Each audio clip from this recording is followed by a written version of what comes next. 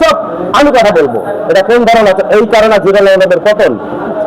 কারণ আমার সামনে দেখে আরো মেয়েরা আছে, আমি হিরো সাহেব যখন কথা বলবে আমার সামনে কথা বলার অধিকার নেই, কোনো মেয়ের বলতে পারবে না, কারণ তার ওয়েট থাকতে হবে। সে সুপারস্টার হতে পারে কিন্তু তার ওয়েট নেই।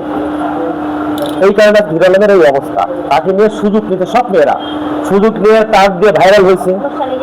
হ্যাঁ, ভাইরাল হয়েছে। ভাইরাল হয়ে কি করছে? আমার মতো হিরো সাহেবের কাছে কাজ করছে, কিছু কিছু মেয়েরা আছে কাজ করছে, ভালো কথা। আবার আমার কাছে আরেকজনের কাছে গেছে। এভাবেই হিরো আলম আস্তে আস্তে আস্তে আস্তে মানুষের কাছে পৌঁছে গেছে। তার এখন গন্ধ ছড়াচ্ছে, তার জেলখানা আপনারা বুঝতে পারতেছেন। তবু চাই সে দিন শেষে সে একজন আর্টিস্ট, সে একজন আমার ভাই।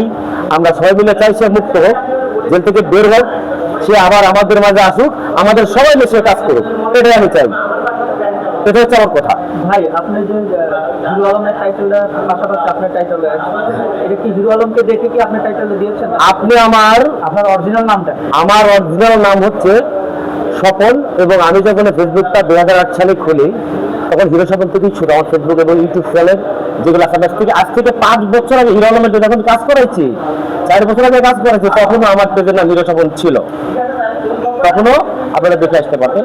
এটা আমার শুরু থেকে এটা করা। আমি কারো দেখে আমি বসে সাইনবোর্ড লাগাইনি, হয়তো অনেকে